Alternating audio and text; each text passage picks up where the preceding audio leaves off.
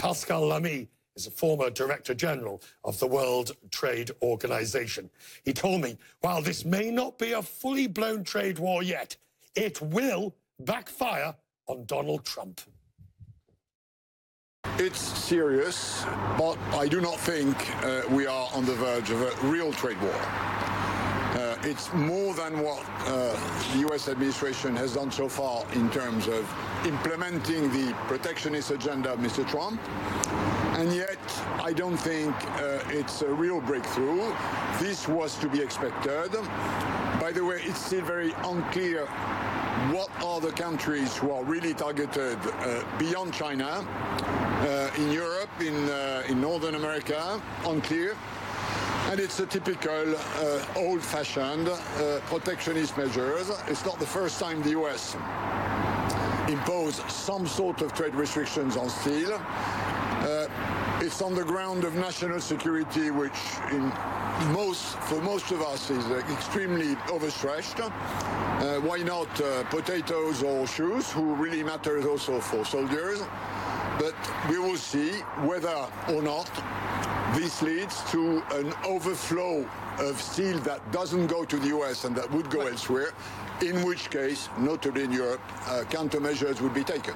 But when you get the US president threatening, promising tariffs on steel, and Jean-Claude Juncker says Europe could hit back and actually is specific, Harley-Davidsons, Bourbon, Levi's, these aren't esoteric threats. These are concrete products that are now in the firing line.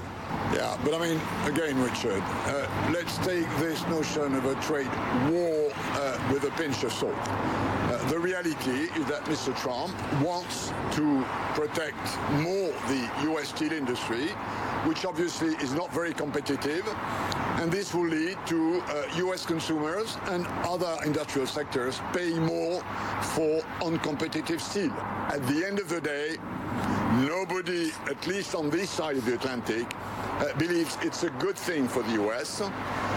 It's a bad thing. It will backfire, as it did in the past. Remember, last time the US imposed a safeguard on steel, and I have some reason to remember that because I was EU Trade Commissioner at the time. They had to remove it because it impacted too much sectors like the car industry or the machinery industry. Right.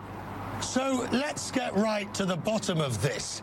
When President Trump tweets, trade wars are good and winning this one will be easy, is that helpful?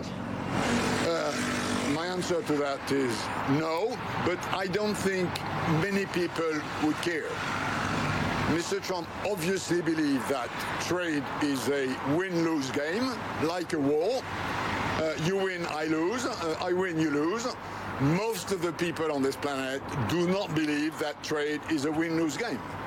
What binds people together on this planet about trade, the reason why everybody agreed that under some conditions more open trade is good, is that it's a win-win game. It's not a win-lose game. And this is where I think he departs from a world consensus and from the way the modern economy is organized around this planet with global value chains. So going back to the Middle Ages, I think will not help. But if that's his view, let him try. We don't think it will work.